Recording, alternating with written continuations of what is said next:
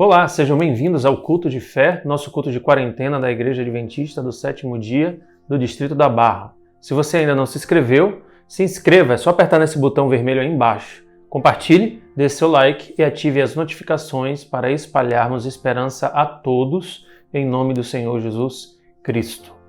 Abra sua Bíblia em Marcos capítulo 4, verso 38 até o 40 e leia junto comigo que diz o seguinte: Jesus estava na polpa, dormindo com a cabeça sobre um travesseiro. Os discípulos o acordaram e clamaram: Mestre, não te importas que morramos? Ele se levantou, repreendeu o vento e disse ao mar: Aquieta-se, acalme-se. O vento se aquietou e fez-se a completa bonança. Então perguntou aos seus discípulos: Por que vocês estão com tanto medo? Ainda não têm fé? Eram momentos de terror. O pânico se instalara entre eles.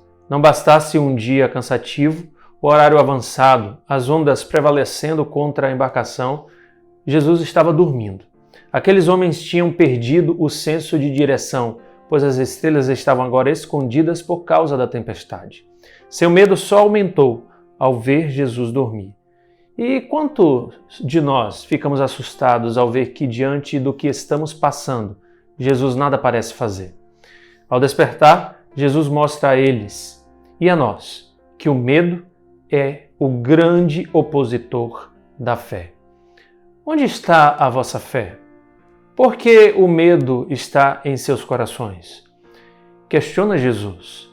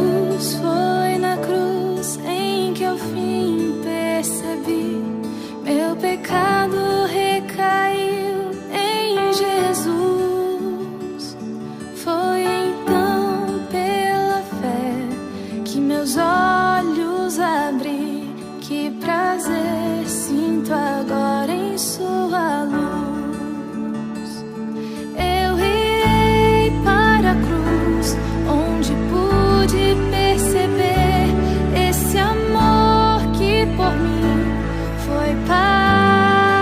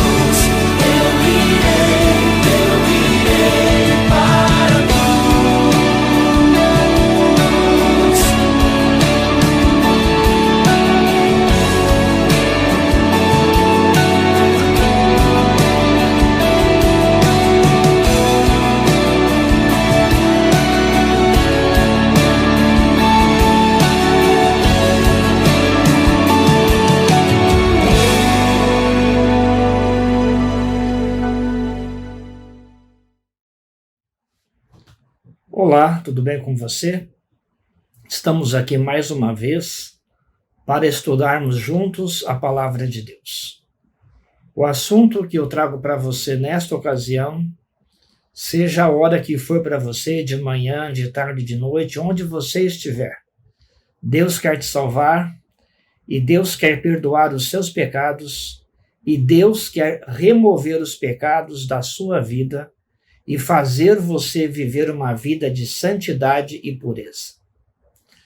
Eu quero destacar um texto que vai aparecer na tela que diz o seguinte: todo pecado reconhecido diante da presença de Deus com coração contrito será removido. Eu disse isso com as minhas palavras, que o texto é grande, está no livro Testemunhos para Ministros. Você tem dificuldade em vencer os pecados da sua vida? Você fica preocupado, às vezes, quando você tem uma vida cristã há muitos anos e por mais que você tente vencer os pecados, eles ainda insistem em assombrar você. Assombrar é uma expressão. Fato, irmãos, é que o pecado só pode ser removido diante de Deus e diretamente pela ação de Deus na nossa vida. Nós não podemos purificar o nosso coração. O etíope não pode mudar a cor da sua pele. Um leopardo não pode tirar suas manchas. A onça brasileira, essa que você vê na tela aí agora, essa onça ela não pode mudar suas manchas. E agora, por favor, olha para mim. Você também não pode deixar o pecado se Deus não fizer um milagre na sua vida. Mas a justiça de Deus ela é dada para você gratuitamente. O perdão de Deus é uma dádiva, mas Deus também quer salvar você do pecado. Deus quer também salvar você da prática do pecado. E agora, vamos falar um pouquinho da nossa prática pecaminosa que o mundo hoje vive. A Bíblia diz que você tem que buscar Deus em primeiro lugar, em todo dia, em todos os momentos da sua vida, durante o dia. A gente não faz isso. A maioria não busca Deus. Uma outra coisa interessante, nós provavelmente, nesse mundo tão perverso sexualmente, muitas pessoas têm problemas em pornografia, em pensamentos impuros, em condutas inadequadas, uma vida de ilusão. E, às vezes, a pessoa está dentro da igreja, mas ela olha pela janela da igreja, modo de falar, e ela vê as pessoas felizes nos bares, nas baladas, e, às vezes, o desejo do coração dela é estar junto com pessoas do mundo. Porque o nosso coração é mau. E quantas vezes será que a gente comete um pecado na nossa vida?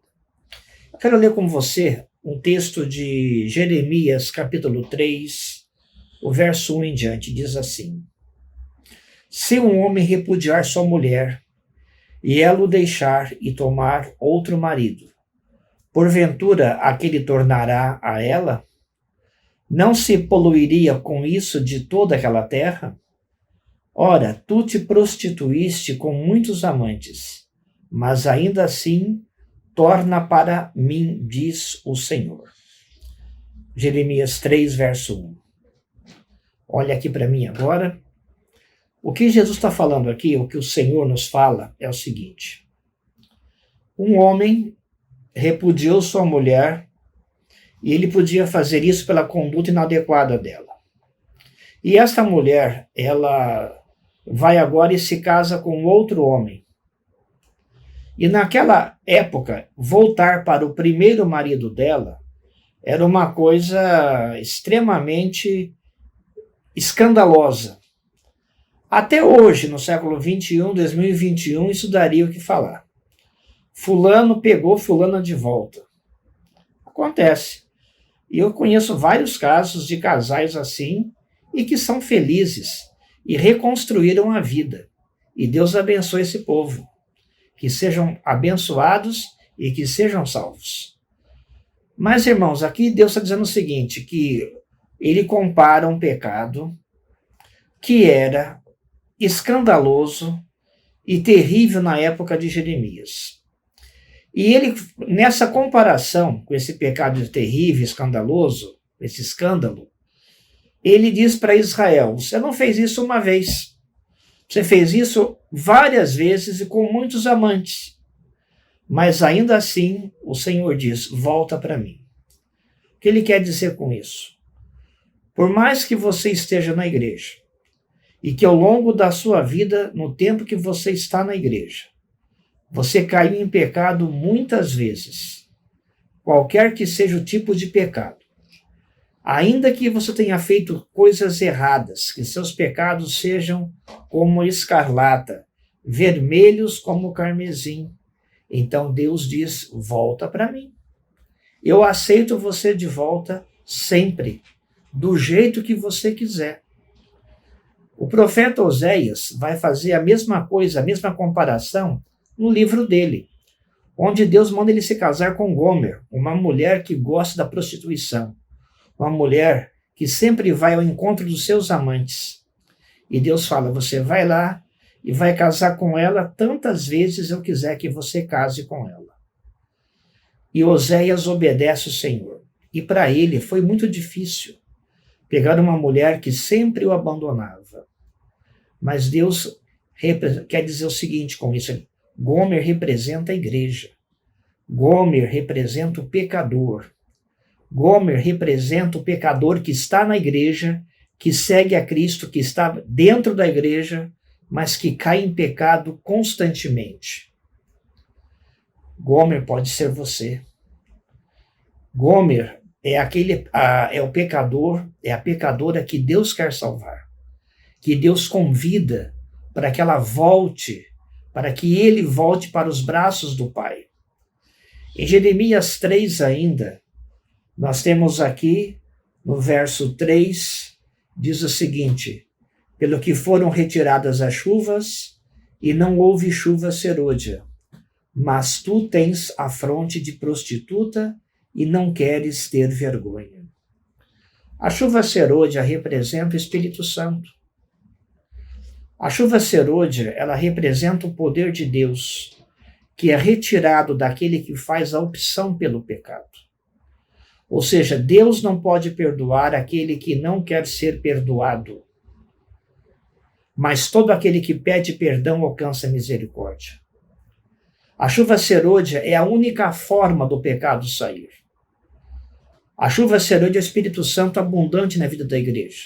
É a promessa para que quando a igreja se puser de joelhos e com o coração contrito e reverente, buscar a Deus e confessar o pecado de forma, repito, reverente e contrita, esse pecado será removido. Nós então estamos ainda na prática do pecado, porque nós não recebemos a chuva serôdia. E por que é que nós não recebemos a chuva serôdia ainda? Porque nós não estamos buscando a Deus de forma correta, do jeito que Ele quer que nós façamos. E isso está explicado em Jeremias 3, no verso 13, que diz o seguinte, tão somente reconhece a tua iniquidade. Reconhece que você pecou. Reconhece que transgrediste contra o Senhor teu Deus e te prostituíste com os estranhos debaixo de toda a árvore frondosa e não deste ouvidos à minha voz, diz o Senhor. Verso 14 diz, convertei-vos, ó filhos rebeldes, diz o Senhor, porque eu sou o vosso esposo e vos tomarei, um de cada cidade e 2 de cada família, e vos levarei a Sião. Aqui está uma promessa do Senhor e uma orientação. Reconheça, tão somente reconheça. O que quer dizer reconhecer? Senhor, eu pequei, eu errei, eu me prostituí com deuses falsos, eu me prostituí com os pecados deste mundo. Eu fiz isso de forma voluntária, consciente, e eu estou confessando na sua presença de que eu sou um pecador e reconheço que sou digno e réu de morte. Mas a tua promessa, Pai, de me salvar, a tua promessa de me fazer uma nova criatura que não fique mais na prática do pecado e que vai ser cumprida pela chuva serôdia. Então, eu estou aqui para pedir perdão. Eu reconheço, primeiro ponto, eu confesso, eu digo o pecado que eu fiz, eu peço perdão e clamo por misericórdia. E todo pecado confessado diante de Deus com o coração contrito será removido. É a promessa do Pai. Se nós formos agora para o Evangelho de João, lá no capítulo 8, nós veremos essa mesma verdade aqui. Em capítulo João 8, verso 36, diz o seguinte: Se, pois, o Filho vos libertar, verdadeiramente sereis livres. O que quer dizer isso, irmãos? O que quer dizer isso? Quer dizer que a prática do pecado, ela só sai da sua vida se o Filho libertar você. E como é que ele liberta você? Ele te liberta através do derramamento da chuva serôdia, que ele envia o seu Espírito. E o Espírito Santo então faz o quê? Liberta você da escravidão do pecado. Se você está me ouvindo nessa ocasião, nesta noite, nesta tarde, nesta manhã, porque esse vídeo vai correr por muito tempo na internet, não importa. Se você está aqui, é porque você quer ser salvo. Se você está aqui, é porque você quer um dia ver Cristo face a face. Você quer ir para o céu. Deus já colocou esse desejo na sua vida. Mas você talvez ainda esteja como escravo do pecado. Porque essa prática pecaminosa é uma coisa que nos obriga a pecar. É aquilo que Paulo fala: o bem que eu quero fazer eu não faço, o mal que eu não quero isso eu faço. E Cristo fala em João 8,34 essa mesma verdade em outras palavras, com as seguintes ideias. Diz assim: replicou-lhe Jesus: em verdade vos digo, o que comete pecado é escravo do pecado. Então a pessoa não tem muita opção na vida dela. Ou ela está sob o poder do pecado, ou ela está sob o poder do Espírito Santo. Em Gálatas 5 ele fala: ou você vive no Espírito ou vive na carne. E para você então viver fora da carne e viver no Espírito, é necessário que você receba a chuva serôdia. E a chuva serôdia só entrará na sua vida depois que você ficar de joelhos, reconhecer que é um pecador, confessar os pecados diante de Deus com o coração contrito e acreditar que Deus fará um milagre na sua vida. Porque todo pecado reconhecido diante de Deus com o coração contrito será removido. É uma promessa fantástica. É uma promessa que vai deixar você consciente de que Deus tem poder para salvar, não apenas para perdoar e tirar a culpa, mas também para te apresentar ao Pai de forma imaculada. Faz parte do plano de Deus que você tenha uma vida santa e uma vida pura e imaculada nos caminhos da obediência. E aí você vai dizer o seguinte: o que é pecado? Pecado é a transgressão da lei, você sabe. Pecado é fazer a vontade da carne e dos pensamentos e não é a fazer a vontade de Deus. Então, como é que eu tenho que viver? Como é que Cristo vive em mim? Ele só vive em mim se eu entender que eu sou o galho e que Ele é a videira. E com isso eu vou fazer uma pequena terminar da seguinte forma. Na videira da igreja, existe a consciência do livre-arbítrio do galho. O ramo é você. Nessa parábola perfeita, este ramo tem a consciência e o livre-arbítrio de estar conectado ao tronco principal, a videira que é Cristo. Todo ramo que estiver ligado em oração, confissão, reconhecimento, súplica de misericórdia, súplica de piedade, confissão, pedido de perdão e reverência e contrição, respeito, seriedade. Esse galho, ele é mantido vivo, recebe a seiva, o Espírito, e ele produz fruto. E esse fruto, ele é o resultado final dele, vai produzir o sangue de Cristo, que é o suco da vide. No caso, está tudo ligado, ou seja, é o sangue do Cordeiro que purifica você do pecado. Mas esse galho, esse ramo que é você, tem a liberdade de não estar conectado. Você pode se cortar. E como é que se desconecta? Deixando de orar corretamente, da maneira que eu falei, reconhecendo, falando corretamente, com reverência, com respeito e com o coração contrito. Aquele que chorar diante de Deus, suplicando a libertação de um pecado, tal pessoa, com certeza absoluta, será totalmente liberta deste pecado, porque a promessa de Deus nunca falha. E aquele ramo, então, que decidiu ficar desconectado, ele seca.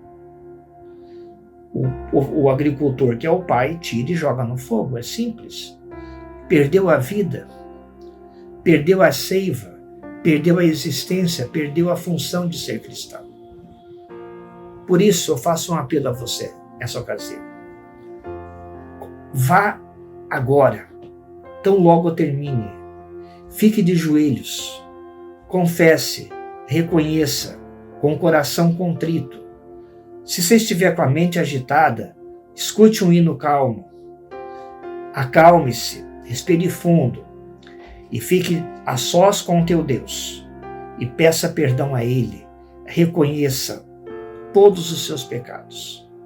E Ele prometeu que todo o pecado reconhecido diante da presença de Deus com o coração contrito será removido, será perdoado. Deus te abençoe. Fica com Deus. Um abraço.